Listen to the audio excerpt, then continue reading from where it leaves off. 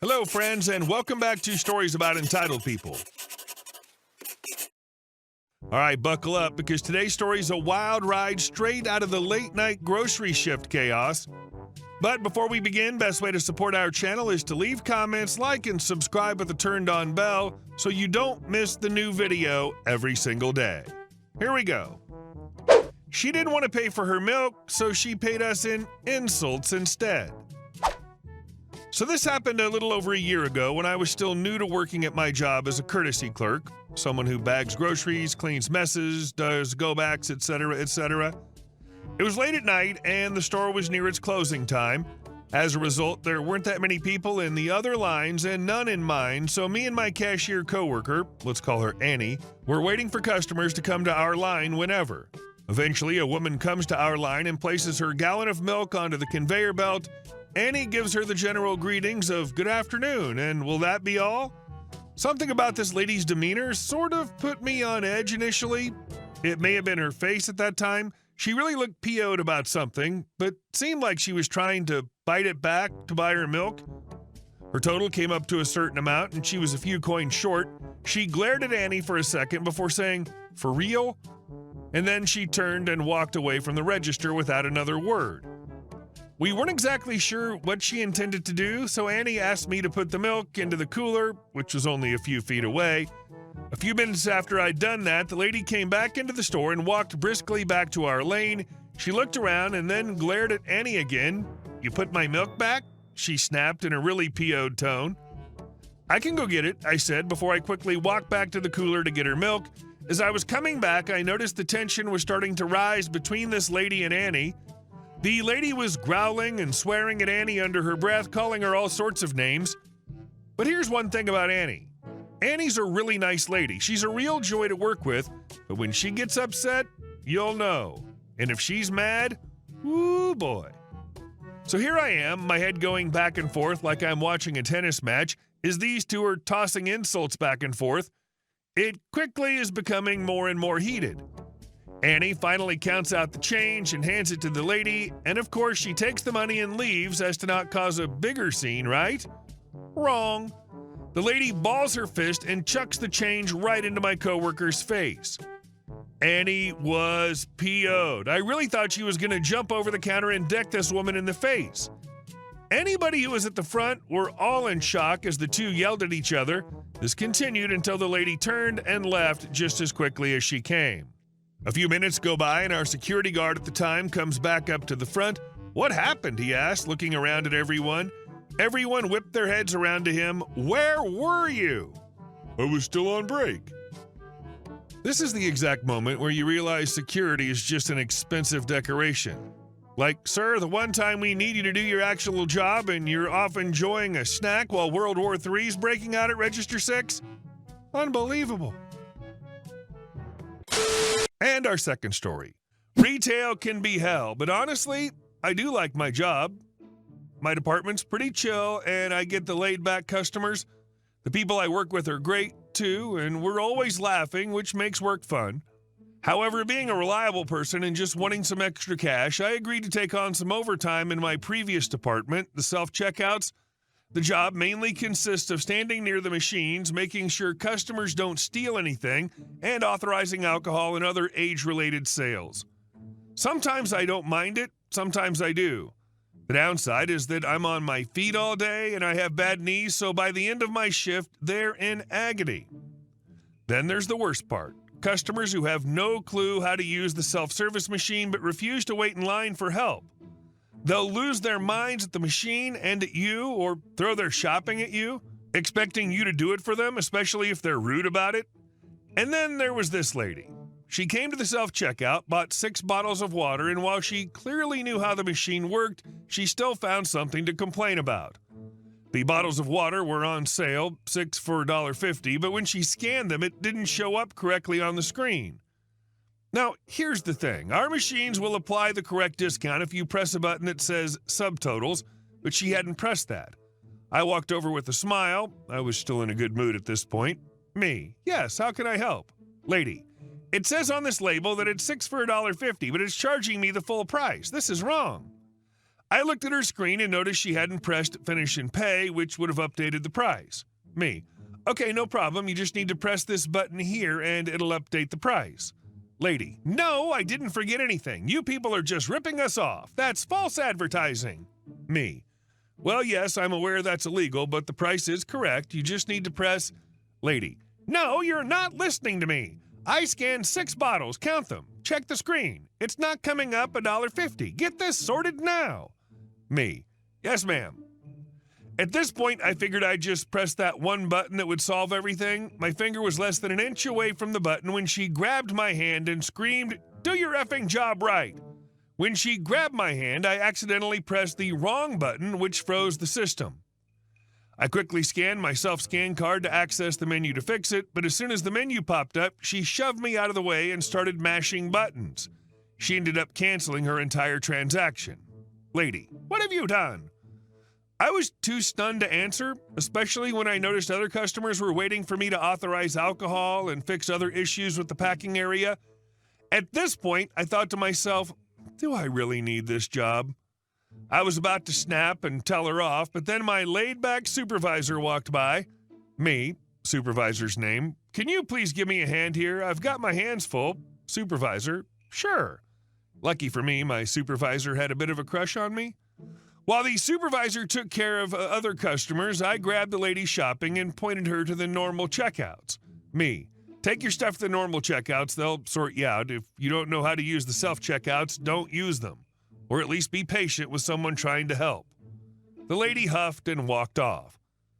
My supervisor came over to check on me, noticed how angry I was, and sent me on an early break to cool down. I was honestly close to tears after that ordeal. I don't know why people are so crazy. If she just stopped interrupting you, she would have gotten her answer. She didn't want a solution, she wanted to be angry. And our last story. My neighbors are harassing me to force me out, but I'm fighting back. I've lived in this house my whole life, and dealing with 2 nightmare neighbors has made it a constant battle for peace. One neighbor shares a private lane with me, and the other is attached to my home through a firewall. The one on the lane has been harassing my family since the 80s, back when my grandparents lived here. The other moved in around 2018 and immediately made it their life mission to make me miserable. The stress and constant harassment became too much for my grandparents, and their hearts couldn't take it anymore. Now that I've inherited the house, these neighbors have ramped up their efforts, and it's become obvious why. They want me gone. The neighbor on the lane has a son who's a cop, and one attached to my house has a mother who works for the township, and wouldn't you know it, they're all friends. No matter what these neighbors do to me, the police and township always take their side. The lane neighbor has multiple security cameras pointed directly at my house, including one facing my bedroom window. When I reported it to the cops, they shrugged and said it was fine. They've sprayed me with a hose just for stepping outside, and the cops said that was fine too.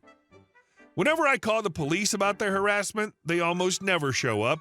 But the second they make a complaint against me, cops arrive immediately. I'm handicapped, so I rely on the designated parking spot in front of their house. These neighbors never care when random cars park there illegally, but last week when someone from my household parked there with proper plates, the lane neighbor lost her mind. First, she called her cop son and the township-connected neighbor.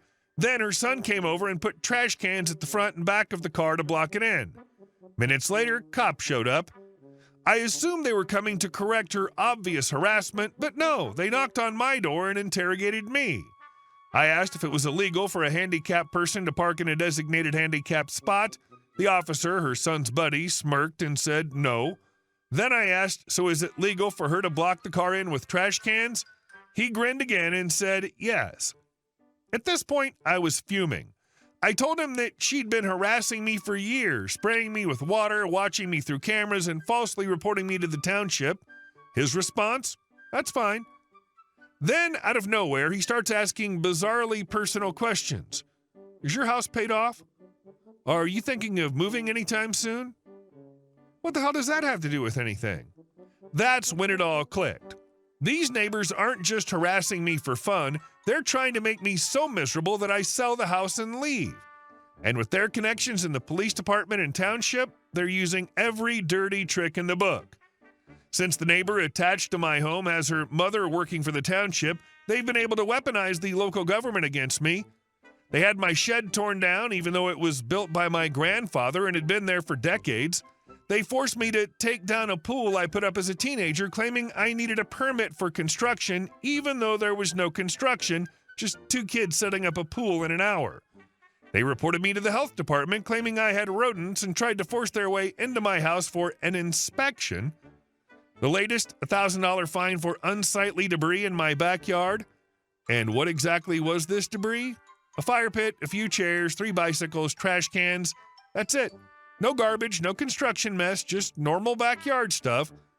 There was no warning, no chance to clean anything up, just an automatic fine. And the township didn't even bother knocking anymore. They walk right into my backyard, even if the gate is latched shut. Since the police and the township are both working against me, I decided to lawyer up and go on the offensive. I've taken the following steps to document everything and protect myself. No trespassing signs. These are now posted around my property, making it 100% illegal for anyone, including the township, to step foot on my land without a warrant. Security cameras. I've installed multiple cameras covering every inch of my property, so I have proof of their harassment. Dash cameras.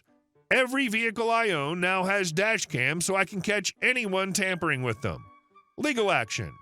My lawyer has advised me to document everything and submit formal complaints to the state about the police misconduct and the township's illegal actions. Public exposure. If they continue this campaign of harassment, I'm going to blast their corruption all over the local news and file lawsuits for damages. They think they can bully me out of my home just because they have friends in high places. But now I'm making it my mission to make their lives hell, and they won't see it coming. Update. It's been a few months since I decided to fight back. First, the lawyer sent out cease and desist letters to both neighbors, warning them that their continued harassment would result in a formal lawsuit for damages. As expected, they tried to laugh it off until they realized I wasn't playing around. The no trespassing signs and security cameras have been a game changer. I've caught both the lane neighbor and the township-connected neighbor trespassing on my property multiple times, thinking no one was watching. Turns out video evidence speaks louder than their corrupt connections. My lawyer compiled all the footage and filed a complaint directly with the State Attorney General's office. Since I had clear evidence of trespassing, harassment, and selective enforcement of local codes, the state actually stepped in to investigate the township for misconduct. Now the township's under scrutiny and my bogus fines have been dismissed. The health department was also forced to back off, and the corrupt cop's son's being investigated for abusing his position to intimidate me.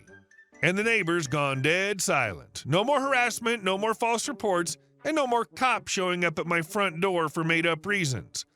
Turns out that when you fight back with the law on your side, bullies like them crawl back into their holes. Final score, me 1, corrupt neighbors 0. These neighbors really thought they could bully you out with their small-town corruption squad, weaponizing the police, township, and fines like some kind of suburban mafia. Now they have to wake up every day knowing you didn't just survive their nonsense, you beat them at their own game. Well played. Hey guys, thank you all for watching the video. I'll see you in the next one.